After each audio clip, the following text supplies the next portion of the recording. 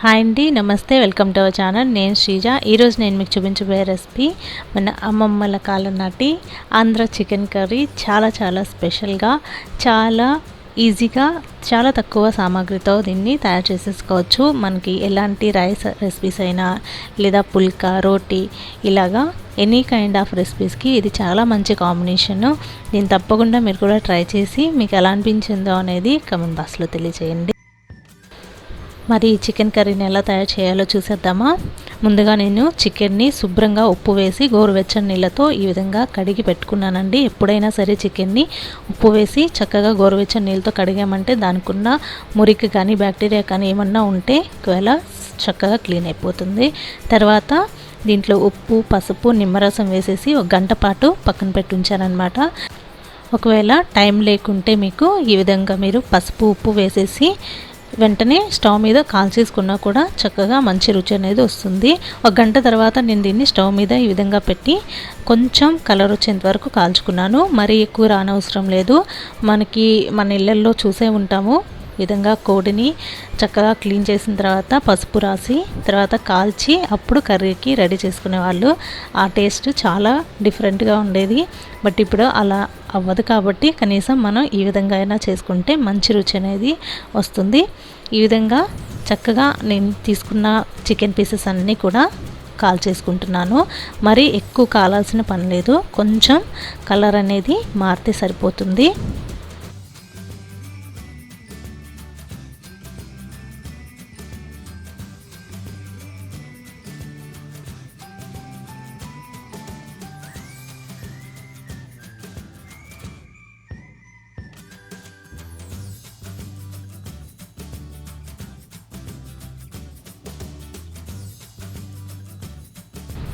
చూస్తున్నారు కదా, ఈ విధంగా కొంచెం కలర్ వస్తే సరిపోతుంది. ఇవన్నీ కూడా చక్కగా తీసేసి మిగతావన్నీ కూడా ఈ విధంగానే కాల్చి పక్కన పెట్టేసుకోవాలి.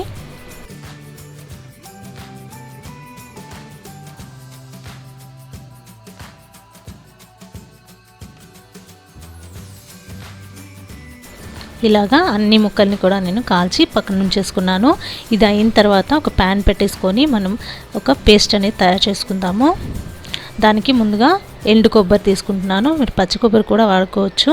దీనికి కొంచెం కలర్ వచ్చేంత వరకు వేయించుకోవాలి.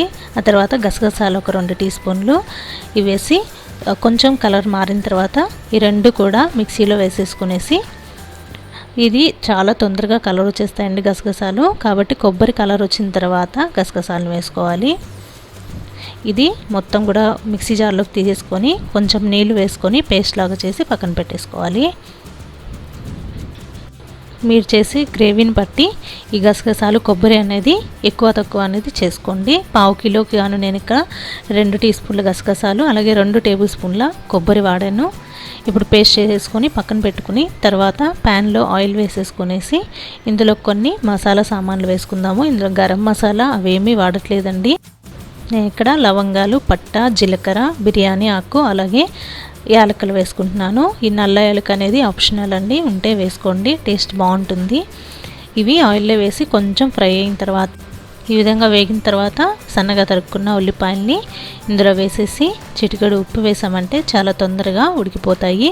మీకు ఈ గ్రేవీ ఎక్కువ కావాలి అంటే ఉల్లిపాయల్ని ఇంకొంచెం ఎక్కువ వేసుకున్నా కూడా మంచిగా గ్రేవీ తయారవుతుంది.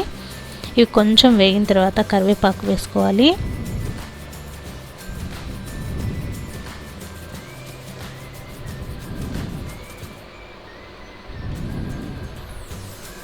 ఆ తర్వాత అల్లం వెల్లుల్లి పేస్ట్ 1 టీ స్పూను. ఇది కొంచెం వేగాలి. వేగిన తర్వాత మనం ఏదైతే పేస్ట్ చేసి పెట్టుకున్నామో గసగసాలు అలాగే కొబ్బరి, ఆ పేస్ట్ని ఇందులోకి వేసేసేయాలి. ఈ విధంగా వేసిన తర్వాత కొంచెం సేపు చక్కగా ఉడకనివ్వాలి. ఆ తర్వాత ఇందులోకి కొంచెం పసుపు, ఇది కొంచెం ఉడికిపోయిందండి. ఇప్పుడు పసుపు కొంచెం అలాగే కారం మీ రుచికి తగినట్లుగా ఇక్కడ 1 టీ స్పూన్ వేస్తున్నాను. అలాగే ధనియాల పొడి, కారం వచ్చేసి కాశ్మీరీ రెడ్ చిల్లీ పౌడర్ వాడుకున్నామంటే మంచిగా కలర్ వస్తుందండి. ఇది ఈ విధంగా వేయించుకున్న తర్వాత మనం చికెన్ని కాల్చి పెట్టుకున్నాం కదా, అది ఇందులోకి వేసేసుకోవాలి. ఒక్కసారి ఇలా ట్రై చేసి చూడండి, అసలు మీకు దీని రుచి ఏంటో అర్థమవుతుంది. ఈ విధంగా ఆ ముక్కలకంతా కూడా గ్రేవీ పట్టే విధంగా కలిపేసి మూత పెట్టేసి ఒక 10 నిమిషాల పాటు అలాగే లో ఫ్లేమ్లో పెట్టి మగ్గనివ్వాలి. ఇది కొంచెం సేపు మగ్గిన తర్వాత ఇందులోకి మీకు గ్రేవీకి తగినంత నీళ్ళని కలుపుకోవాలి. చూస్తున్నారు కదా, ఆయిల్ అంతా కూడా కొంచెం పైకి తేలుతూ ఉంది.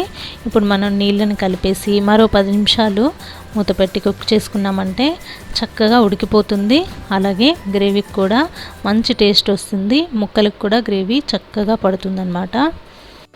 మీరు కూడా ఈ రెసిపీని ఇంట్లో తయారు చేసి మీకు ఎలా అనిపించిందో అనేది తప్పకుండా కమెంట్ బాక్స్లో షేర్ చేయండి. మరో 10 నిమిషాల పాటు ఇది ఉడికిందంటే కరెక్ట్గా గ్రేవీ కూడా పర్ఫెక్ట్గా తయారైపోతుంది. తర్వాత సర్వ్ చేసేసుకోవడమే. మీరు కూడా మీ ఇంట్లో దీన్ని ట్రై చేసి ఎలా వచ్చింది, మీ అనుభవం ఏంటనేది తప్పకుండా కమెంట్ బాక్స్లో తెలియచేయండి. ఐ హోప్ మీకు ఈ వీడియో నచ్చిందని అనుకుంటున్నాను. మీకు కానీ వీడియో నచ్చితే లైక్ చేయండి, మీ ఫ్రెండ్స్ అండ్ ఫ్యామిలీకి షేర్ చేయండి. కొత్తగా ఉన్న వ్యూ చేస్తూ సబ్స్క్రైబ్ చేసుకోకపోతే ప్లీజ్ సబ్స్క్రైబ్ చేసుకోండి. అలాగే పక్కన బెల్ బటన్ ఉంటుంది, దాన్ని క్లిక్ చేయండి. తర్వాత వచ్చే నోటిఫికేషన్స్ని మీరు చూడగలరు. Thank you for watching. నమస్తే. మళ్ళీ మరో వీడియోతో మరో రెసిపీతో కలుస్తాను. అంతవరకు సెలవు.